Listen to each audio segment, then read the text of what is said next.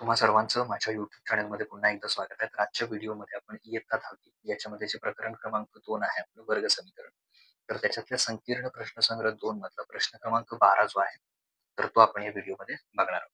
तर तो प्रश्न काय बघा, 2 संख्यांच्या वर्गांमधील फरक 120 आहे. लहान संख्येचा वर्ग हा मोठ्या संख्येच्या वर्गाच्या दुप्पटी इतका आहे.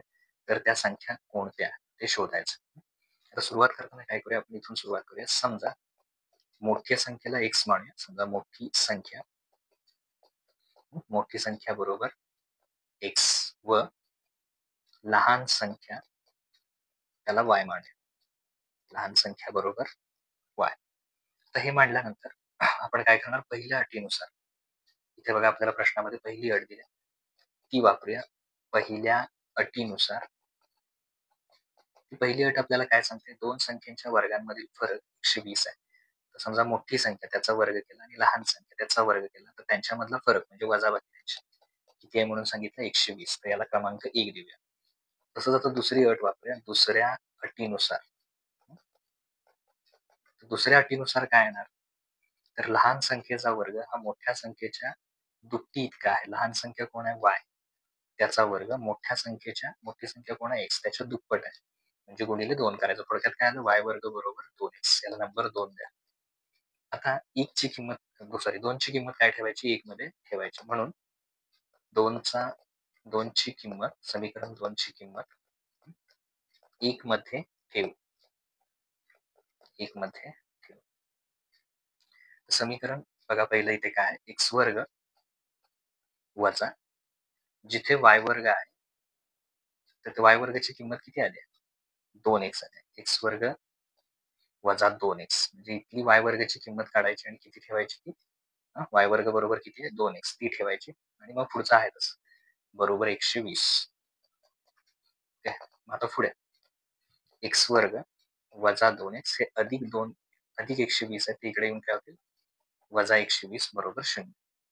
आता इथे काही नाही म्हणजे 1 आहे, तर 1 ने या 120 ला गुणलं, वजा 120 तेच येणार, वजा 120 येणार. चिन्ह वजा येणार कारण इथे वजा. आता ते केल्यानंतर त्याचे अवयव काढायचे. आपल्याला मधली संख्या किती आहे, वजा 2x किंवा वजा 2 आहे अशी आपण घेतली किंमत. त्याचा गुणाकार वजा 120 आला पाहिजे. गुणाकार ऋण कधी येतो, वजा कधी येतो, तर त्यातला एक अवयव काय असेल, वजा असेल आणि एक अधिक असेल, तर गुणाकार वजा येतो. आणि फरक चिन्ह भिन्न असले की आपण फरक किंवा वजाबाकी शोधतो. तर अशा संख्या शोधायचा ज्यांचा गुणाकार 120 आहे आणि ज्यांच्यातली वजाबाकी 2 आहे. समजा मी 12 आणि 10 घेतले, त्यांना x जोड्या. तर चेक करून बघा, 12 10 120, गुणाकारात एक वजा असले की वजा, 12 वजा 10 2 येणार आणि मोठ्या संख्येचं चिन्ह वजा. त्यामुळे हे अवयव बरोबर आहेत. ते इथं वापरूया आपण. x वर्ग पहिला अवयव आलेला वजा 12x. ओके, दुसरा आहे, याची फोड करायची, अधिक 10x वजा 120 बरोबर 0. आता 2 ची गट करा याच्यात आणि याच्यात इथे.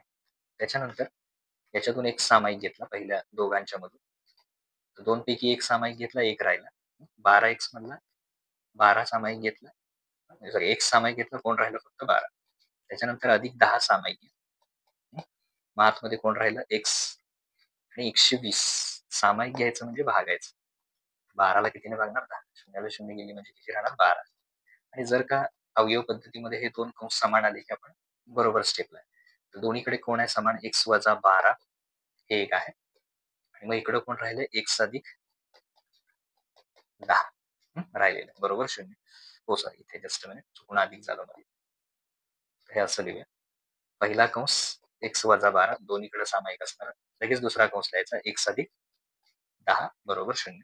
आता दोन कंसांचा गुणाकार जर 0 असेल तर एक तर पहिला कंस 0 असेल किंवा दुसरा कंस 0 असेल. मग वजा 12 इकडे येऊन काय होतील, अधिक 0 अधिक 12 म्हणजे किती येणार, 12 येणार. अधिक 10 इकडे येऊन काय होतील, वजा 10.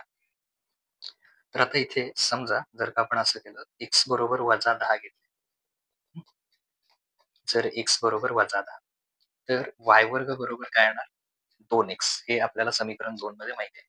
इथे बघू शकता तुम्ही, y वर्ग बरोबर किती आहे, 2x आहे. 2 वरून असं लिहा हवं तर पुढे 2 वरून. तर इथे बघा 2 गुणिले x ची किंमत समजा आपण वजा 10 ठेवली, तर बेन 10 किती येणार, 20 वजा 20. तर वर्ग कधीही वाय वर्ग बरोबर किती आलं? वजा 20. पण कुठल्याही संख्येचा वर्ग ऋण येत नाही. कोणत्याही वास्तव संख्येचा हे वाक्य पूर्ण लिहा. वास्तव संख्येचा वर्ग ऋण येत नाही. ऋण येत नाही असं कारण लिहायचं. पण इथे ऋण आलाय. कशामुळे आलाय? कारण आपण x किती घेतलंय? वजा 10 घेतलंय. म्हणून काय म्हणायचं? x बरोबर वजा 10 नाही. म्हणून x ची किंमत किती येणार? x बरोबर 12. म्हणजे आता y वर्ग समजा आपण असं केलं 2x. 2 गुणिले x ची किंमत किती आहे? 12. 12 दोन्ही किती येणार? 24. आता दोन्हीकडे वर्गमूळ घ्या. म्हणजे इकडेही वर्गमूळ घेऊया आणि इकडे 24 चंही वर्गमूळ घेऊ. तो वर्गाला वर्गमूळ गेला तर y बरोबर काय येईल? वर्गाला वर्गमूळ गेलं 24 चं वर्गमूळ. ते काय आपल्याला मिळणार नाही. ते आहे तसं नाही. वर्गमुळात 24 अधिक आणि वजा. म्हणजे थोडक्यात मोठी संख्या x होती. तर x बरोबर 12 आले आणि लहान संख्या बरोबर एकतर वर्गमुळात 24 असेल अधिक वर्गमुळात 24 किंवा धनचिन्ह असेल किंवा ऋणचिन्ह वजा वर्गमुळात 24 ही त्याची 2 अचूक उत्तर असणार. ओके. थँक्यू.